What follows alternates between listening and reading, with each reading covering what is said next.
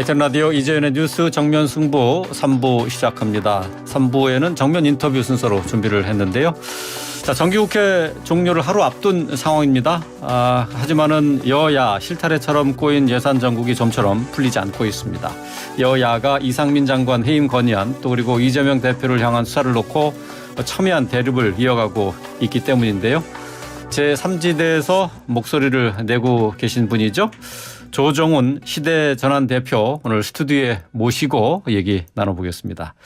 조 대표님 안녕하세요. 네, 안녕하세요. 반갑습니다. 예, 반갑습니다. 자, 요즘 많은 정치 현안에 대해서 목소리를 내고 계신데 먼저 민주당의 이재명 대표와 관련된 얘기를 좀 나눠보도록 하겠습니다. 지난 5일이었습니다. 월요일이었는데 취임 100일을 맞았는데 별도의 기자회견, 기자 간담회 없이 지나갔어요. 이 대표는 지금 자신한테 옥죄오고 있는 사법 리스크 속에 민생 행보에 주력하는 모습을 강조를 하고 있습니다. 그러면서 이제 했던 얘기가 있는데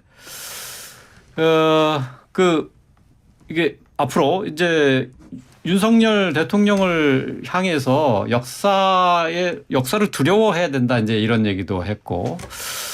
이제 이런 상황 속에서 지금 민주당 당 내에서는 비명계를 중심으로 해서 이 대표에 대한 비판적인 목소리도 나오고 있어요. 지금 현재 민주당의 이재명 대표 어떤 상황이라고 보고 계시는지요?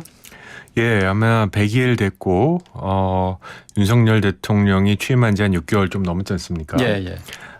그 윤석열 대통령의 지지율이 20대 초반까지 떨어진 적도 있죠. 그리고 지금 그렇죠. 40%를 넘었다는 뉴스도 오늘 나온 것 같은데 그렇게 낮은 지지율 결국은 야당은 여당의 실수를 먹고 자라는 정당인데 이 6개월 동안 민주당의 지지율은 한 일자로 그냥 하나도 올라가지 못했습니다. 네. 그러니까 주는 걸 못 먹은 거죠. 예. 왜일까? 저는 이게 바로 이재명 대표의 리더십의 문제였다고 생각합니다. 지난 6개월 또는 100일의 이재명 대표의 정치를 굳이 요약하자면 저는 생각나는 단어는 3개밖에 없습니다. 하나가 탄핵, 두 번째가 특검, 네. 세 번째가 해임. 탄핵 특검 해임, 탄핵 특검 해임 계속 예. 무한반복하신 게 아닌가. 근데 그거에 대한 성적표는 뭐냐? 이렇게 지지율이 낮은 정부에 대한 반사이익을 하나도 못 챙긴 야당이다. 예. 이 정도면 충분히 성적표가 되지 않을까, 성적표가 분명하지 않을까 싶습니다. 예. 리더십의 어떤 중대 위기 기로에 서 있다 이제 이렇게 보시는 것 같은데 지금 비명계에서 여러 가지 이제 얘기가 나오고 있습니다. 비판의 목소리가 나오고 있는데 이 대표의 사법 리스크에 대해서 이원욱 의원이 임계점으로 점점 다가오고 있는 느낌이다라고 얘기를 했어요. 그래서 물이 이제 100도가 돼야 끓는데 지금 현재는 7, 80도 정도 된다. 이렇게 비유적으로 표현을 했습니다. 조 의원께서는 어떻게 보세요? 전 이미 펄펄 끓고 있는 것 같습니다. 이미 끓고 있다? 그렇습니다. 아마 법리적 이제 사법 리스크라고 하시니까 예. 이제 100도가 되면 현실이 되니까 100도겠죠. 예. 저는 우리 국민 정서상 또는 정치 온도상 예. 이재명 대표의 사법 리스크는 이미 팩트다라는 생각이 들고요. 이 결과 어떻게 네가 그렇게 자신할 수 있느냐. 저는 지난 대선은 어찌 보면 대장동 대선이었다고 생각합니다. 예. 그리고 대장동 대선의 결과가 민주당의 패배였고 이재명 대표의 패배였죠.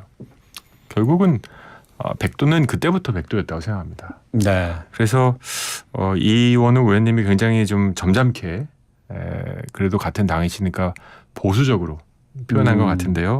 밖에서 있는 저의 입장에서 보면 침묵하는 다수를 대표하고 싶은 저의 정치를 보면 지금 민주당 아까 말씀드린 것처럼 지지율 답보의 핵심은 이재명 대표의 사법 리스크를 우리 국민들이 너무나도 심각하게 보고 있기 때문이다.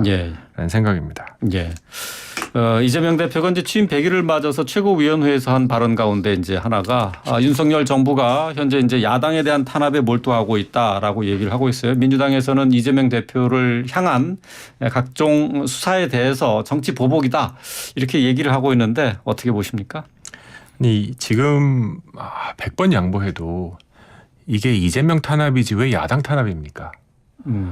저는 이런 메시지 자체가 이재명 당대표가 진짜로 야당 대표로서 국정 운영에 그 책임을 지겠다는 욕심보단 본인의 사법 리스크에 대한 방탄용으로 당대표가 된 게 아닌가라는 많은 국민들의 의구심을 다시 한번 확인해 준 게 아닌가 싶습니다. 저는 감옥에 가 계신 국민들 중에 억울하지 않은 분은 없을 거라고 생각합니다. 예. 이런 상황에서 본인의 리스크를 야당 탄압으로 프레임을 바꾸려고 하는 것, 이것이 방탄용 당대표 취임 을 생각하는 분들에게 오히려 더 확신을 주고 있다라는 생각을 들 뿐입니다. 예. 아까 뭐 말씀하셨을 때 이재명 대표의 100일 생각나는 게 이제 탄핵 특검 해임 이게 이제 계속 돌아간 것으로 말씀하셨는데 이상민 행안부 장관의 해임 건의안이 오늘 또 해임이죠.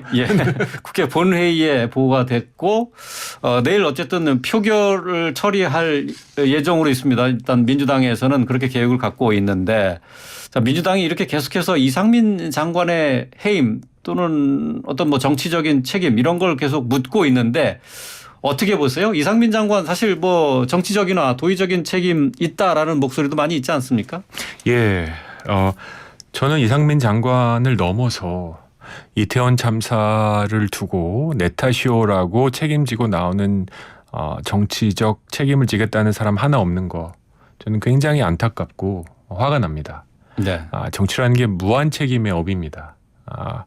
법적인 책임이 없어도 내가 갖고 있는 권력에 대한 무게 때문에 책임을 지겠다라는 분이 나왔어도 이미 나왔어야 되고 한 분이 아니라 여러 분이 나왔을 수도 있을 만큼의 참사였다고 생각합니다.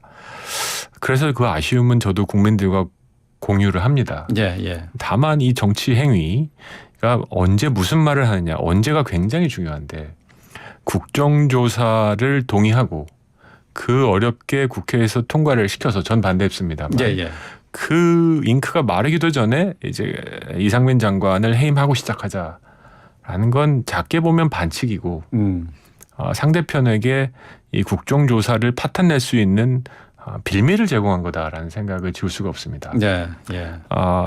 민주당에서 이상민 장관 해임하지 않으면 국정조사 안 하겠다라고 하면 국민의힘이 어떻게 반응할지 충분히 예측 가능했다고 생각합니다. 그럼에도 불구하고 이걸 왜 밀어붙였을까? 저는 아까 우리 얘기 나눈 이재명 당대표의 사법 리스크를 희석하기 위한 거다. 라는 생각을 지울 수가 없습니다. 결국 정치에서 이슈는 이슈로 넘는다고 하지 않습니까? 그래서 이상민 장관 해임안이 계속 나오니까 정치 뉴스란에 이제 이재명 당대표 리스크 기사가 숫자적으로 줄었습니다. 목적을 달성하고 있는 거죠. 굉장히 불행한 거라고 생각합니다. 그리고 제가 그 국정조사를 반대했던 이유가 바로 이겁니다. 슬프게도 전 이럴 줄 알았습니다. 국정조사가 정쟁의 소재로 소진되고 결국 우리 희생자분들, 유가족분들의 마음은 타들어가고 또 우리 공론은 둘로 나눠져서 유가족분들 인터뷰하실 때마다 댓글이 살벌하게 나뉩니다. 눈물 없이는 못 듣겠다. 정부 뭐하고 있냐라는 분들과 왜 거기 갔냐, 누가 가랬냐 이런 댓글들이 정말 홍해가 갈리듯이 지금 나뉘고 있습니다. 이것이 뭐의 결과이냐. 세월호 유가족들처럼 우리가 특정한 참사를 두고 너무 정치화시키다 보면 희생자는 유가족이다라는 생각을 지울 수가 없습니다. 지금 이상민 장관에 대한 해임 건의안과 또 그리고 국정조사 이 두 가지가 모두 이재명 대표에 대한 방탄용이다라고 지적을 하셨잖아요. 근데 국정조사에 대해서 애초에 이제 정쟁을 우려하면서 반대를 하셨는데 근데 이제 유가족들이 이런 국정조사에 대한 요구, 진실 규명에 대한 요구의 목소리도 또 외면할 수는 없는 것 아닙니까? 저는 유가족분들의 요구는 진실 규명과 진정한 사과였다고 생각합니다. 근데 분명히 말씀드릴 수 있는 것은 국회는 수사기관이 아닙니다. 국회는 정치기관입니다. 국회에서 무언가를 수사하겠다고 해서는 안 된다고 생각합니다. 그래서 제가 제시한 게 뭐냐, 지금 경찰이 특수본에서 수사하고 있지 않습니까? 그 결과가 부족하면 검찰이 추가 조사를 하고 제가 감사원하고도 교류를 하고 있습니다만 감사원에서도 특별 감찰을 준비를 하고 있습니다. 이 과정 속에서 명명백백하게 사실관계를 확인하자. 만약에 정부가 뭐 하나라도 숨기는 게 있으면 그때는 국회에서 특검을 하자. 제가 법사위에서 갖고 있다고 알려진 패스트 트랙을 위한 캐스팅 보트 기꺼이 도장 찍겠다. 그래서 정치적 책임을 논하기 전에 일단 사실 확인부터 다 하자. 그 다음에 누가 얼만큼 정치적 책임을 져야 되는지 야당이 당연히 목소리를 높일 시간이 올 것이다. 네. 근데 지금은 아니다. 라는 얘기를 드린 거고, 근데 지금 민주당은 속도를 더 빨리 당겨서 조사도 하기 전에 장관부터 일단은 해임하고 보자. 지금 막 이제 엉켜버렸습니다. 이 과정에서 각 진영에 속해 있는 지지자들은 유가족분들의 목소리가 과하다는 얘기를 하시고 충분히 할 만하다는 얘기를 하시면서 이게 바로 정쟁의 소재죠. 예, 예. 이건 아니다 싶습니다. 예, 알겠습니다. 자, 지금 지금 조정훈 의원께서는 지금 법사위 소속이시잖아요.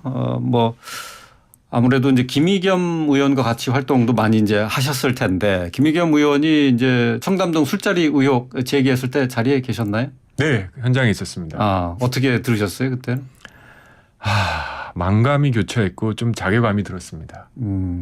어쨌든 그게 이제 청담동 술자리 의혹은 사실이 아닌 걸로 지금 거의 이제 드러난 상황인데 이제 관련해서 한동훈 장관이 김의겸 의원과 이제 더 탐사 이런 측을 상대로 해서 10억 손배 소송하고 형사 고소를 같이 이제 했어요. 여기에 대해서 이제 김의겸 의원이 오늘 이제 방송을 통해서 밝힌 내용을 좀 살펴보면은 청담동 술자리 의혹과 관련해서 사전에 미리 어느 정도 사전 조사를 했어야 되지 않느냐 하는 지적에 대해서 평시 체제라면 좀 더 차분하게 접근할 수 있었겠지만은 지금은 저강도 계엄령 상태다 이렇게 얘기를 했거든요.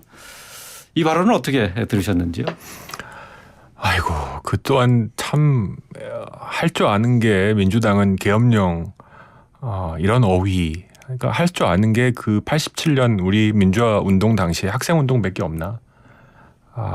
얼마 전에 이재명 당대표가 한미일 군사협정을 가지고 친일 프레임을 친일이다 주장한 적이 있습니다. 예. 일본을 무서워하지도 않는 젊은 층에게 친일 그랬더니 이게 뭐지? 엉뚱하게 당황했습니다. 계엄령이 뭔지 경험해보지 못했던 청년들이 대다수인 오늘날 저강도 계엄령이다. 이런 말이 어떻게 나올 수가 있을까? 저는 오히려 그럼에도 불구하고 한 가지 확실해진 건 지금 민주당의 강경, 핵심 지지층에 반응하는 몇몇 의원님들 전부라고 생각하지 않습니다. 예. 들은 아직도 87년의 그 세계에서 멈춰져 있구나. 이분들은 어쩌면 그때로 돌아갔으면 내가 최루탄에 맞서서 벽돌 던질 수 있다. 이런 정치를 대화와 타협의 장이 아니라 네. 선과 악을 나눠서 우리 편이 선이기 때문에 무조건 이겨야 되는 전쟁으로 보고 계신 게 아닌가. 우리 국민들은 정치를 그렇게 보고 싶지 하지 않습니다. 싸우면 일부 소수가 댓글을 달지만 대부분은 눈살을 찌푸리시고 채널을 바꿔버리십니다. 네. 저강도의 계엄령이다. 이거는 매우 부적절하고요. 그분들의 어쩌면 정신적 상태를 여과 없이 노출시킬 건데 이런 상태로 이렇게 빨리 변하는 저희 정당은 시대 전환입니다. 예. 시대가 전환되고 있다고 믿습니다. 민주당은 87년 정당인 것 같습니다. 아직도 계엄령 운운하고 있는 정당입니다. 여러분 대한민국의 전환을 위해서 바뀌고 있는 이 대한민국에 어떤 정치가 필요할지 한번 지금 다시 한번 생각해 보시길 바랍니다. 이런 표현으로 득점할 수 없습니다. 네. 소위 개혁의 딸이라는 분들이 문자 폭탄 보내서 지지한다라고 하시지만 그분들 다시 말하지만 한 줌도 되지 않습니다. 대다수의 침묵하는 국민들은 계엄령 도대체 언제적 얘기인가 네. 하실 겁니다. 예. 오늘 시대전환에 그 조정훈 대표를 모시고 얘기를 나누고 있는데 전반적으로 이제 국정조사라든지 한동훈 장관의 청담동 술자리 의혹과 관련된 내용이라든지 의견을 말씀하시는 게 이제 국민의힘과 톤이 좀 비슷해서 아무래도 좀 여기에 대한 비판도 좀 많이 받으실 것 같아요. 어떻습니까? 저는 국민의힘도 잘못한 걸 정말 매섭게 비판하고 있습니다. 아까 말씀드린 것처럼 저는 5일의 조문 기간 끝나고 1명 이상은 책임져야 됐다고 생각합니다. 예, 예. 그리고 낮은 지지율 다 국민들이 낮게 평가하는 건 다 이유가 있었다고 생각합니다. 그럼에도 불구하고 제가 왜 이런 얘기를 하는 거냐면 지금 저는 어떻게든지 이 정부가 국민을 위해서 일할 기회는 한 번은 줘야 된다 생각합니다. 그리고 이것이 실패하면 매섭게 심판하겠죠. 예. 그럼에도 불구하고 예산과 같이 지금 어떻게 보면 윤석열 대통령의 첫 번째 예산인데 어떻게 보면 기조를 좀 반영할 수 있는 기회를 줘야 되지 않을까. 예, 예. 실패한 대통령을 만드는 것이 정치의 목적이 될 수는 없지 않을까. 이런 생각은 합니다. 다만 예. 야당으로서 견제할 일이 있으면 단호하게 견제할 예정입니다. 예. 뭐 야당으로서 견제할 일은 당연히 견제를 하겠지만 어쨌든 윤석열 정부가 뜻하고 있는 정책 방향을 그 뜻을 펼칠 수 있도록 예산에서는 충분히 협조를 해야 된다. 그런 말씀이시네요. 한 번은 기회를 줘야 된다는 생각입니다. 예, 알겠습니다. 오늘 말씀 여기까지 듣겠습니다. 고맙습니다. 조정훈 시대전환 대표와 함께했습니다. 고맙습니다. 네, 감사합니다.